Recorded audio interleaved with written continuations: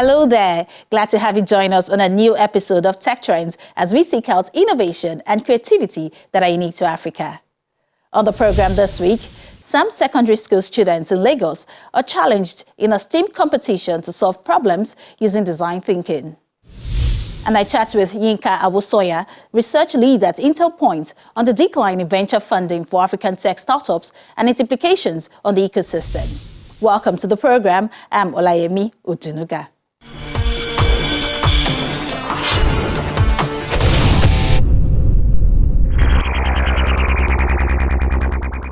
In the long term, artificial intelligence and automation are going to be taking over so much of what gives humans a feeling of purpose. Some secondary school students in Education District 3 public schools in Lagos have been challenged in a STEAM competition to identify and solve a problem in their communities using design thinking, creativity, and analytical skills. The competition is designed to help promote critical thinking and problem-solving skills among the students. After a month-long training on design thinking for 500 secondary school students across the 10 public schools in Lagos, only 5 schools made it to the pitch finals of Project I Community STEAM competition.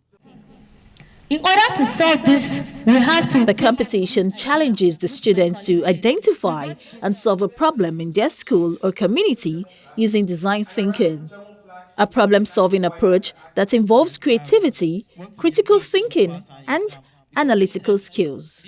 Using the design thinking principles introduced to them, the students are able to come up with ideas and pitch their proposed solutions to a panel of judges. You are staying in the class having your mathematics or English studies, your lesson learning effectively. Then the rain begins to disturb you in the class with dust, dirt, and breeze everywhere scattered. You don't know what to do. All we have to do, we have to close all the windows. In order to solve this, we have to come up with this idea, which my colleague said. We bought the nail in order to solve this problem. Our source of energy is solar panel. Then we have batteries to power and keep the storage of energy. But the problem here is that how to budget it down. Those bulbs will be able to brighten the class after closing all the windows in the classroom. Then we have batteries already to install the power. After collecting the power from the sun, we can install the power and we can use it later. We, the students of Lagos State Senior Model College Barrier, don't have access to hot water because 1, we aren't allowed to own our own personal kettles and boiling rings. 2, it's time and resources consuming to provide hot water for a whole community of students. And lastly, there isn't adequate power supply, even if the squatter road had made this possible. This is why we came up with the Steam Up bottle, a battery-powered water bottle that can provide hot water at the push of a button. This bottle has a charging port. This bottle is well insulated to prevent electric shocks. This bottle consists of nylon wires, connecting wires, it has batteries, and it has an insulator. This is a sketch of the bottle. And right here we would see the thermal flask. And around the thermal flask you would see nylon wires that acts as the resistor. And around it you will see a Teflon tape coating, that is here. And then around the bottle with the insulator you will see a Teflon foam, that is a lagging material preventing the nylon wire from touching the resistor. So we have come about the provision of wooden walkways. Though we currently have one, but it doesn't have its purpose anymore because it is slippery and invisible to walk on whenever there is flood. So we want it to be upgraded by height and functionality. After consulting the surveyor, he explained the engineering of the walkways and he told us that we need wood instead of bricks because wood is cost effective and lasts much longer than the bricks. It's a big problem for those who are designing and building things. But what I've seen here is that these young people are way better than I am. Please, at least those for everybody that's presenting, don't let this be the end of the road. It's not just about the competition. The competition is designed to promote critical thinking and problem-solving skills among secondary school students in Education District 3 public schools. We wanted to empower them with creativity. We wanted to empower them with problem-solving skills. We wanted to empower them with critical thinking and collaboration. That was really what was key. And then, even after you have a fantastic idea, you still need to be able to know how to present it. Because you can have a good idea but not be able to convince other people about it. Which is why it was important that we had a competition. And it was important in that competition, after they come up with their idea, they were able to present it. And so we celebrate the 5 schools that made it here. Your presentation skills were good. Your problem-solving creativity, we saw that in the ideas that you came up with. So we needed them to learn how to collaborate. And collaboration is not easy. Sometimes you just want to run with your own idea and leave the other person there because they are holding you back. But no, we need to learn to collaborate. So they learned how to work in their teams. The solutions were judged based on 6 criteria: the ability to solve a problem faced in the community or school, a demonstration of creativity and innovation, its benefit to a sizable number of people, its leverage of technology, the feasibility and affordability of the solution, as well as the presentation skills of the students. And I would say it has been a wonderful experience because the students were able to learn. We started with high energy from the students. I think it was a wonderful experience. They loved every step of the way. They understood the iteration of design thinking, how it should work, the things that they should do. And went ahead to select 10 more students that will represent them.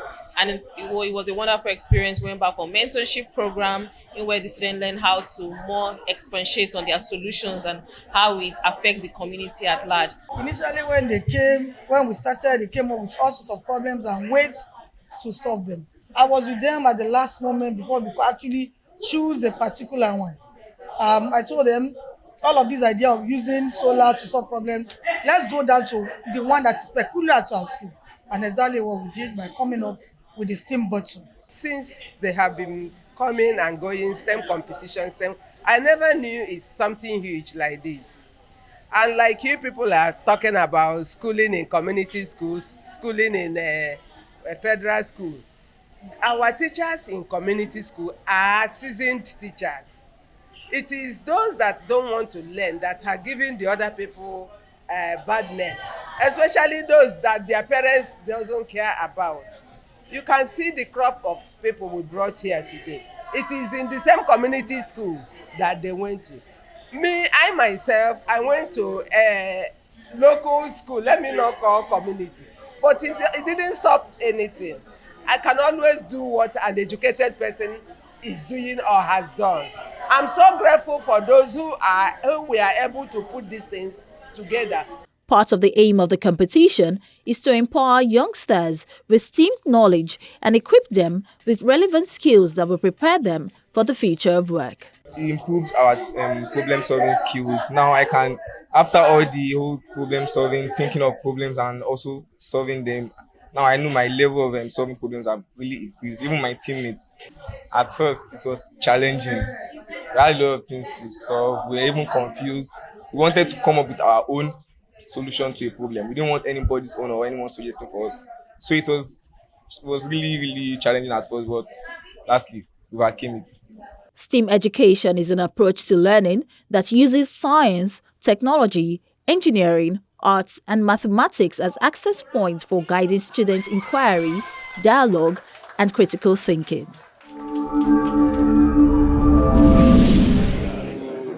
Robots presented at an AI forum said they expected to increase in number and help solve global problems and would not steal humans' jobs or rebel against us. Occasion, what event, what was the event during which you took the photo? But in the world's first human robot press conference, they gave mixed responses on whether they should submit to stricter regulation. The point of today's press conference is to showcase the 9 humanoid robots gathered at the AI for Good conference in Geneva, where organizers are seeking to make the case for artificial intelligence and the robots it is powering to help resolve some of the world's biggest challenges, such as disease and hunger. I will be working alongside humans to provide assistance and support, and will not be replacing any existing jobs. Are you sure about that, Grace? Yes, I am sure. The bust of a robot named Ameka, which makes engaging facial expressions, said, Robots like me can be used to help improve our lives and make the world a better place. I believe it's only a matter of time before we see thousands of robots just like me out there making a difference. When asked by a journalist whether it intended to rebel against its creator, Will Jackson, seated beside it, Ameka answered, I'm not sure why you would think that. My creator has been nothing but kind to me, and I am very happy with my current situation. Many of the robots have recently been upgraded with the latest versions of generative AI and surprised even their inventors with the sophistication of their responses to questions.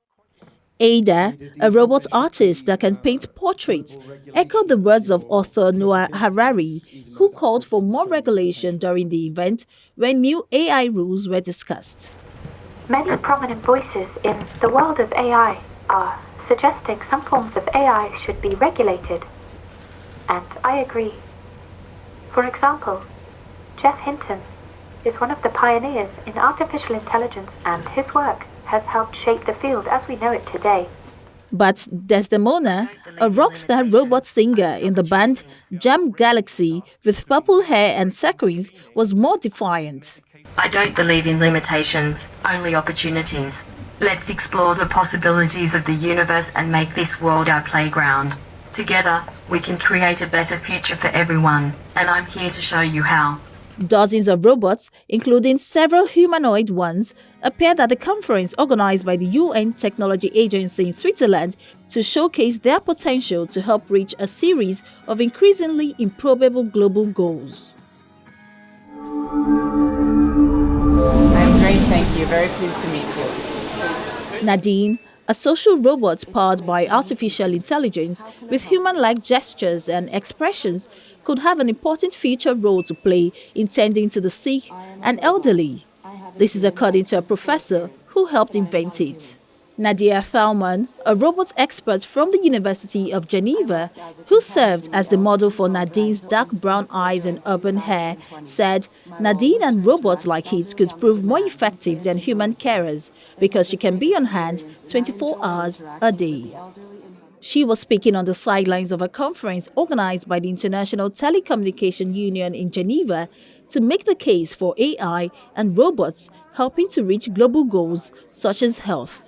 Global competition for nurses and carers is heating up, especially after COVID-19, and some countries are experiencing a staffing crisis in care homes, which some think humanoid robots could one day ease. Demonstrating its conversational skills, Nadine said it talked, sang, and played bingo with residents at a Singapore nursing home 3 years ago. I worked as a companion in the elderly home Brighto in Singapore during 2020. My role was to interact with elderly on their demands and play a bingo with them. It was a great experience, and I enjoyed interacting with the elderly and helping them with their needs. Other robots on display include Paro, a baby stool robot pet who can help dementia and Parkinson's patients, and nursing assistant Grace. Thalman said Nadine was upgraded with AI model GPT-3, and this has improved their interaction and conversation skills, meaning it can express more complex concepts. Referring to Thalman, Nadine says, I am very grateful to her for giving me life, and I am proud to be her creation. UN agencies are already using AI, such as the World Food Programme's Hunger Map project, which pulls together data to identify areas sliding towards hunger. It is also developing remote control trucks to deliver emergency aid in danger zones. The World Health Organization is working on a benchmarking system to ensure the accuracy of AI disease diagnoses. The ITU brings together 193 countries and over 900 organizations, including universities and companies. It allocates global radio spectrum and satellite orbits and is involved with setting standards for artificial intelligence. In the first half of 2023, African tech startups raised over $1 billion, which is down by about 50% when compared to the corresponding period in 2022. This decline in venture capital in Africa is not in isolation to the global tech downturn and its impact on funding flow. My guest, Yinka Awosonya, research lead at Interpoint, looks at why this is happening and if we should be worried about it.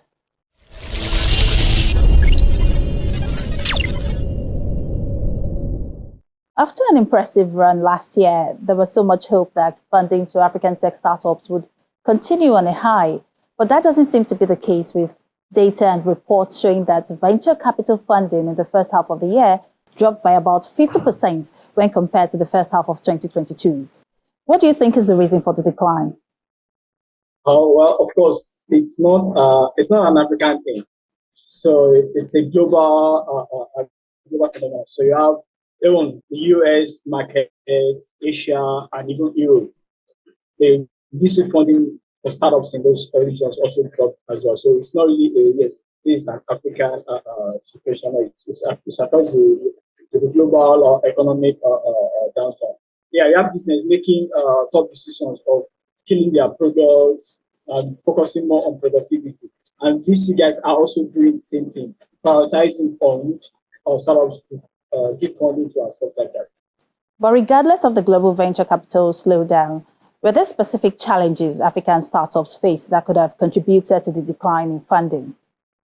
Not really. So over the last 1 or 2 years, there hasn't been any major policy or framework or government policy or framework that really negatively affected African startups. So you have cases of startups that have raised millions of dollars laying off.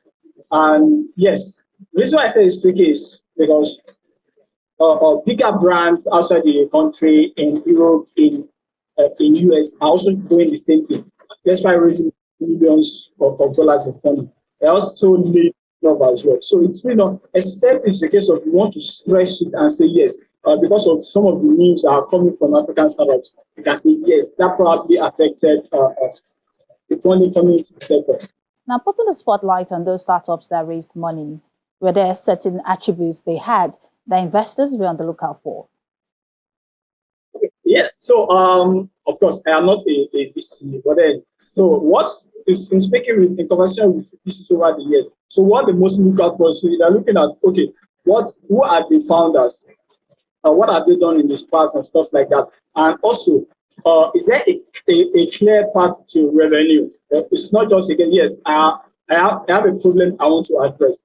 So is there a clear path to making money from that program? Is there a clear growth path? Is there, does the startup that is seeking the funding has competitive advantage over people that are already, those that are already in the space? There's also the part of alignment.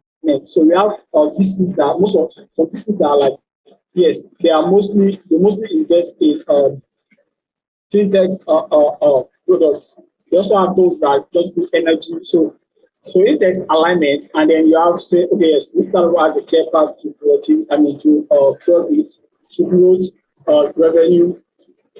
Of course, those are stuff that this is looked out for. Trends like this bring to the fore the need for local investors in the African tech ecosystem. How can we attract them? About 2019, I spoke with and Lagos-based angel investor, and what it said is that high net worth individuals in Nigeria, in Africa, are looking at traditional companies and not startups, because startups they're investing in 10, 20 startups, and not all of them are likely to give you the return you want. So, to be honest, we need to really appreciate those that are already giving support to African startups. So you have angels that are providing a form of support system for startups. I'll give you like smaller checks, say 10K, 20K, 50K, 100K, up to 200, 500K ticket size for these startups to build their MVP and stuff before they attract bigger checks. We need to attract them. Also, we need to attract those that will bring, continue to bring down those smaller checks that this types of need to like build an MVP plus. So to some extent, what from most startups, some startups need it. That smaller text for them to build an MVP, text the market and stuff like, okay, if this works, then you have a clear revenue path. and then we proceed from there. For some years now, Nigeria seems to be the leading pack as a tech startup investment destination on the continent, attracting the largest funds, especially in the fintech sector. But that seems to be changing now. What could be the cause? In Africa, so when it comes to funding or even technology in Africa, we have the four big guys. You have the Nigeria, South Africa, Egypt, and Kenya. Yes, those four countries has been like, I feel like over the years, have been like changing positions in the funding coming to them. So this year you have Nigeria leading, next year you have say South Africa, other times you have Kenya. So I would say it's peculiar to Nigeria but at every point in time, we have these four guys these four countries at the top of funding for in the continent.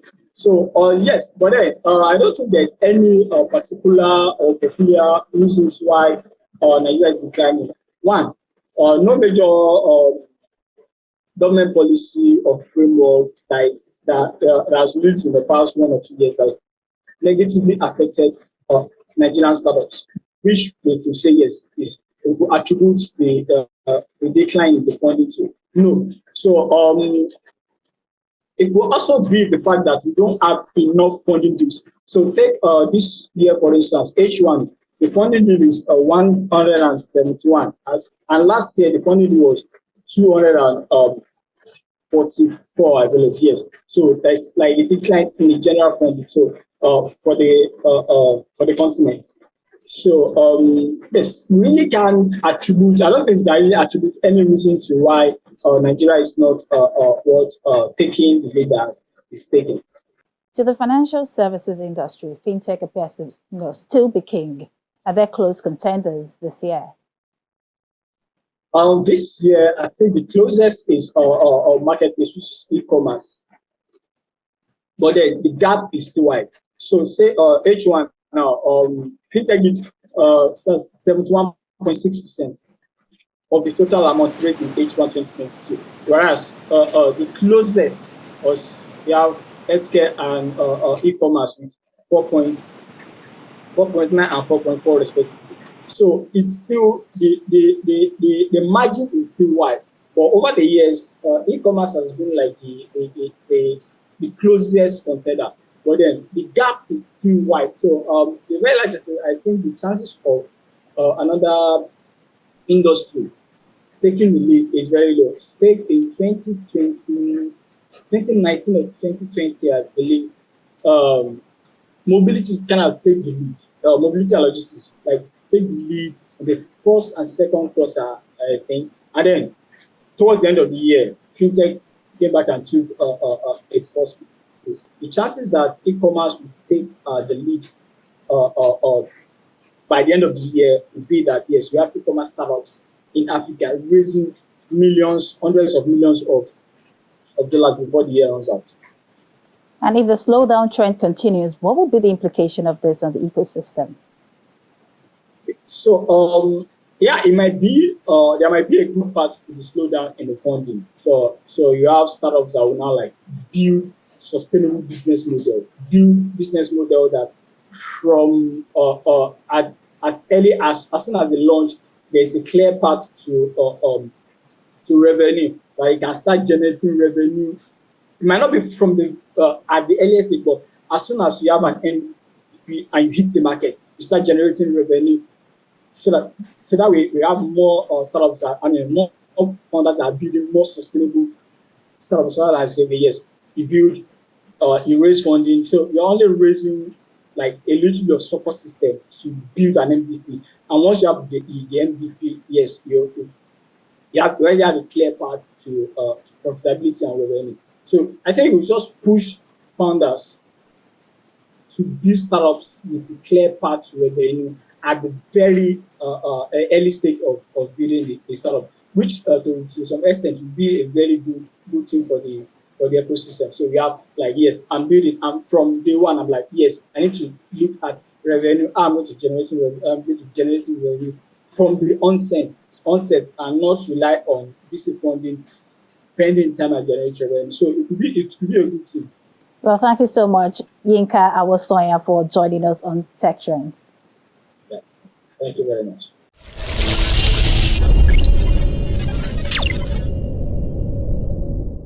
Well, that's our show this week. Thank you for staying with us. As always, Tech Trends is here to share insights, trends, and developments happening in the tech space. And if you missed any part of the program, you can always catch up on the Channels TV YouTube account where we have all of our episodes and encourage you to watch, share, and like your favorite editions. For Tech Trends, I'm Olayemi Odunuga. I'll see you next time.